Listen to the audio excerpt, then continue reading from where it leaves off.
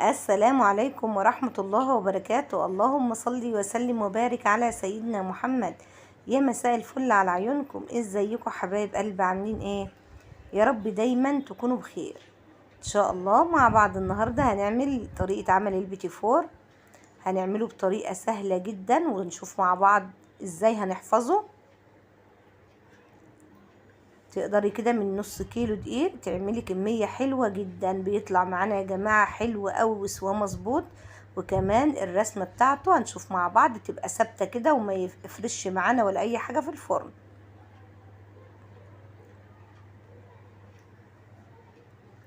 زي ما انتوا شايفين كده طالع معانا هايل وناعم، وكمان هتكون المقادير معانا مظبوطة 100%. تحفة، طالع معانا تحفة.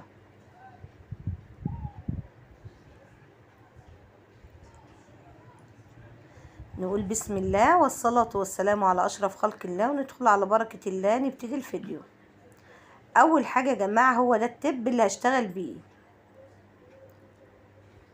أول حاجة كده هنحضر الكيس الحلواني، وقبل ما بشتغل في البيتي فور على طول فرننا ساخن على درجة حرارة 180، السلك في الرف اللي في النص كده كده ما بياخدش معانا وقت خالص في العجن بتاعه. بيكون معانا بقى حوالي 400 جرام للنص كيلو دقيق. احنا هنشتغل على نص كيلو دقيق.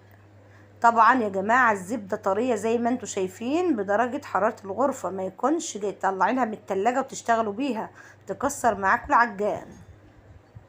تقدري كمان البيتي فور تعملي بالعجان او بالمضرب الكهربائي او حتى بمضرب سلك يدوي عادي جدا. يبقى مقاديرنا هتكون نص كيلو من الزبدة، وكمان هيكون معانا حوالي 125 جرام من السكر البودر، طبعا طحنينه ونخلينه. هي مقاديره سهلة جدا وبسيطة. هننزل بقى كده ونشتغل اول حاجة كده على سرعة هادية، وبعد كده بنرفع السرعة لحد ما الزبدة بتاعتنا توصل للقوام الكريمي ولونها يبيض. في الوقت ده يكون معانا بيضة كاملة وصفار بيضة، ومعايا كمان رشة من الفانيليا السائلة، ويكون معانا كمان كيسين من الفانيليا اللي هي البودر، ومعانا نص كيلو دقيق طبعا نخلينه كويس. بيكون كده عندك دقيق اللي هو ايه متخصص اللي هو جميع الاغراض، اهو صالح لجميع الاغراض. وطبعا في برضو اللي هو الكحك والبسكوت برضو بيبقى كويس جدا. شايفين اللي ده العجان شغال كده لحد ما هنلاقي الزبدة بتاعتنا نفشت كده معانا ولونها فتح. من وقت للتاني كده بنلم الجوانب وبنشغل العجان.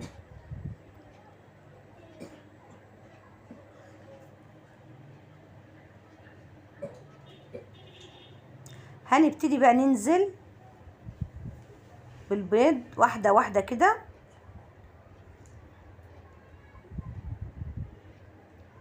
وكيسين من الفانيليا.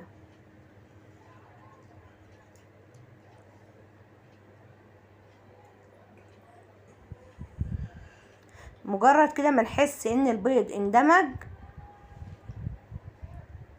هنوقف بقى العجان وهنبتدي ننزل بالدقيق.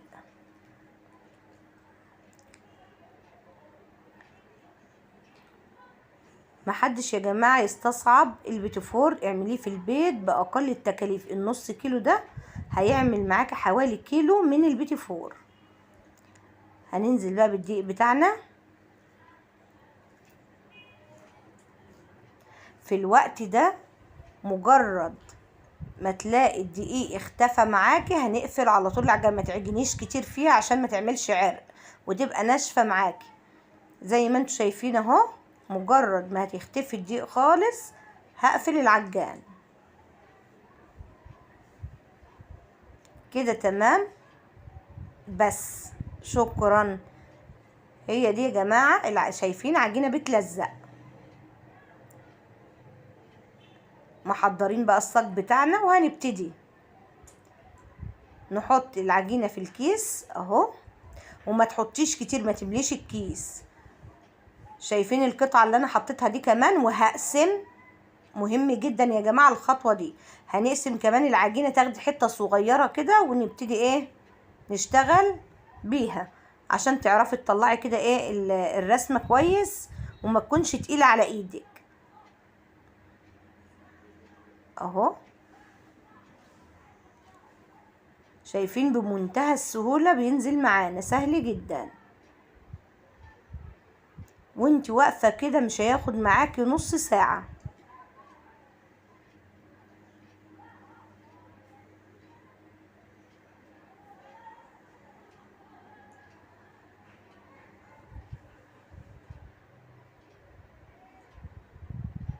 شايفين يا جماعة؟ وزي ما بيخش زي ما بيخرج، يا دوبك بس بي بيزيد حاجة بسيطة خالص، والرسمة بتفضل ثابتة زي ما هي.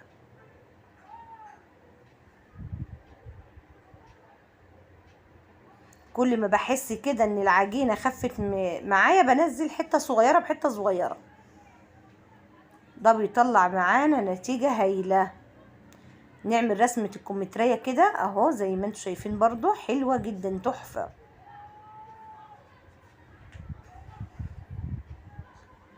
بنخلص بقى كل الكمية كده وندخلها الفرن على طول. اول ما الصاج يتملي معانا ندخله ونشتغل ورا بعضه اهو. ما بياخدش معانا يا جماعة ربع ساعة على درجة حرارة 180. بنعمل برضو الشوكولاتة بنفس الطريقة، بس بنعين حوالي معلقة ونص كبيرة من الدقيق ونحط معلقة ونص من ايه الكاكاو، وبنمشي برضو بنفس ايه التكنيك اللي مشينا فيه بالفانيليا اهو. وطبعا في وسط الصاج بتاع الشوكولاتة بنبقى حاطين 2 كده ولا حاجة من الايه الفانيليا، عشان نبقى عارفين السوا. بعد ما خلصنا البيتيفور ودخل معانا واستوى، طالع معانا يا جماعة تحفة، وعامل معانا كمية حلوة جدا. شايفين سواه مظبوط 10/10. بنحتفظ بيه كده في الكرتونة، بنحط ما بين كل رق ورق كيس، ونقفلها كويس طبعا، ونغلفها كمان من بره بستريتش، وتقدري بقى بتزوقيه زي ما تحبي كده. بقى خلصنا وصفة البيتيفور. شايفين الرسمة ثابتة وطالع معانا ناعم جدا وتحفة. لو وصلت معانا لحد كده بقى ما تنسيناش باللايك، واللي ما اشتركش في القناة طبعا يشرفنا وجوده. بكده خلصنا وصفتنا. انتظرونا بقى في وصفة جديدة وفيديو جديد. اسيبكم على خير واشوفكم على الف الف خير، واقول لكم السلام عليكم ورحمة الله وبركاته. دمتم في امان الله ورعايته، مع الف سلام.